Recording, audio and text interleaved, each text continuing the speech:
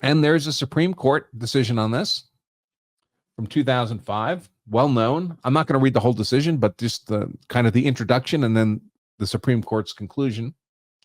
Castle Rock v. Gonzalez. Now, ironically enough, I'm currently sitting in Castle Rock. That's where I live, Castle Rock, Colorado. This involved the Castle Rock, Colorado Police Department. And again, the entire decision here is going to be linked in the members version of today's show in the playback. So I would encourage you to read the whole thing. We're not going to go through the whole analysis here.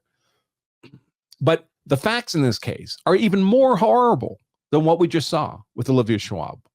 Way worse. And the Supreme Court said this, you don't have a right to protection from the police department.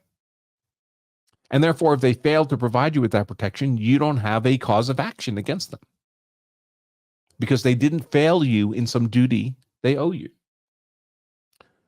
So let's take a look at what the Supreme Court has to say, written by Scalia, by the way. A 7-2 decision. Stevens and Ginsburg were dissenting, but 7-2. So the large majority. There were a number of concurrences here. There's a dissent was written, so it's a good decision to read. Just the introduction here. We decide in this case whether an individual who's obtained a state law restraining order has a constitutionally protected property interest in having the police enforce the restraining order when they have probable cause to believe it has been violated. The horrible facts of this case are contained in the complaint that respondent Jessica Gonzalez filed in federal district court. Because the case comes to us on appeal, we assume its allegations are true. Respondent, that's the defendants here, that's the city of Castle Rock and the police department, alleged that the petitioner, Jessica Gonzalez, they reversed that. These things can flip back and forth as you go through the different levels of appeal. So Jessica Gonzalez is the respondent here. Castle Rock v. Gonzalez. It's Castle Rock that appealed to the Supreme Court. So the woman Gonzalez is the respondent. The petitioner is Castle Rock. So respondent Gonzalez alleges that the town of Castle Rock, Colorado, violated the due process clause of the 14th Amendment to the United States Constitution when its police officers, acting pursuant to official policy or custom, failed to respond properly to her repeated reports that her estranged husband was violating the terms of a restraining order. The restraining order had been issued by a state trial court several weeks earlier in conjunction with the respondent's divorce proceedings. The original form order issued on May 21st, 1999, and served on the respondent's husband on June 4th, 1999, commanded him to not molest or disturb the peace of respondent or of any child and to remain at least 100 yards from the family home at all times. The bottom of the pre-printed form noted that the reverse side contained important notices for restrained parties and law enforcement officials. The pre-printed text on the back of the form included the following: warning, a knowing violation of a restraining order is a crime. A violation will also constitute contempt of court. You may be arrested without notice if a law enforcement officer has probable cause to believe that you have knowingly violated this order. The pre-printed text on the back of the form also included a notice to law enforcement officials, which read in part, you shall use every reasonable means to enforce this restraining order.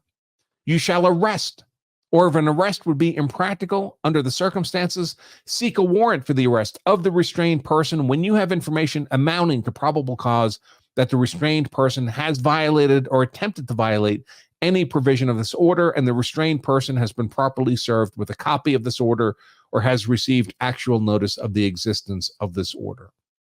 Now, I'll note here, folks, that this is non-discretionary by the court.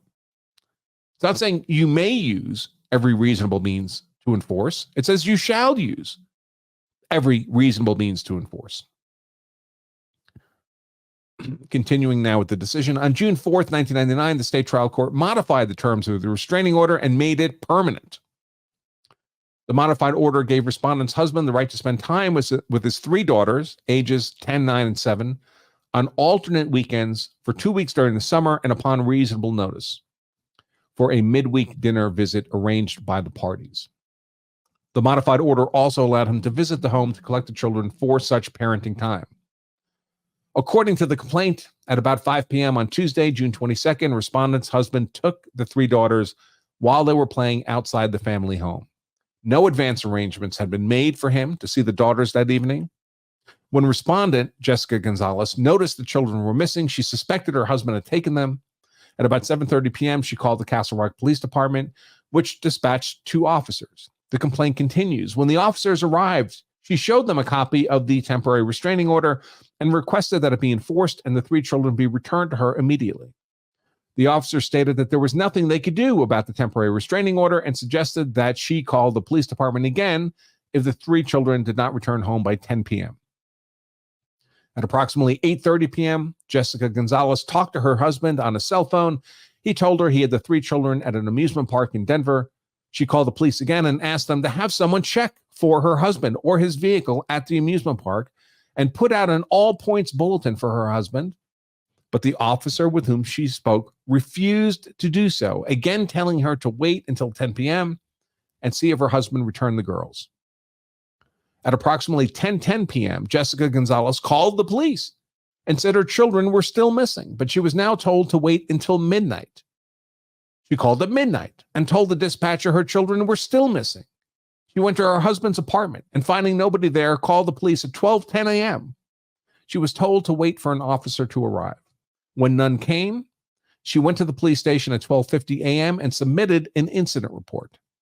The officer who took the report made no reasonable effort to enforce the temporary restraining order or locate the three children. Instead, he went to dinner.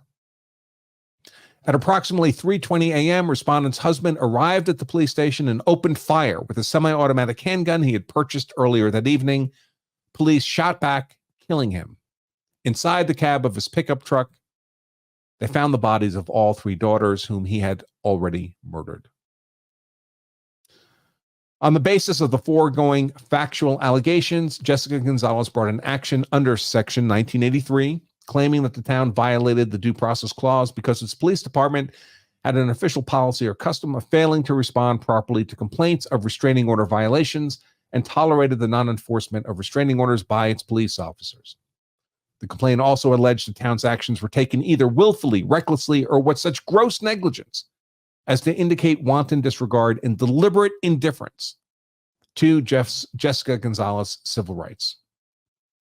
Before answering the complaint at the trial court, the defendant, Castle Rock, filed the motion to dismiss, and the district court granted the motion, concluding that, whether construed as making a substantive due process or procedural due process claim, respondents Jessica Gonzalez's complaint failed to state a claim upon which relief could be granted. In other words, the cops just didn't have an obligation to do what she had asked them to do.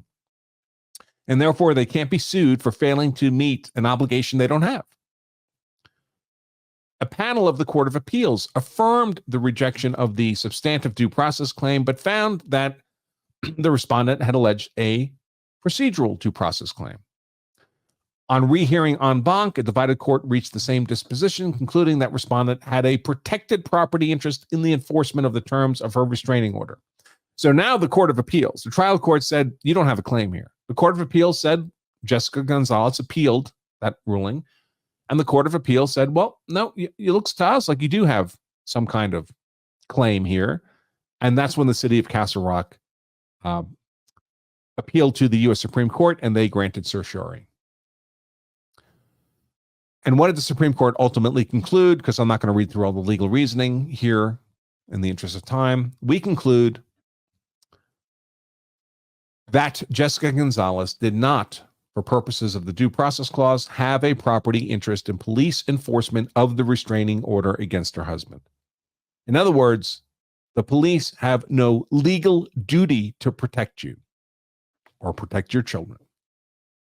And as I said, this story is even more horrible than what happened to Olivia Schwab.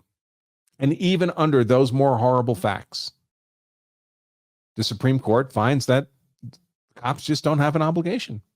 So did Cassie Price have an obligation here? Not a moral obligation, but a legal obligation. Probably not. Probably not. So I don't expect that this lawsuit by Olivia Schwab's children is going to have much success on the legal merits.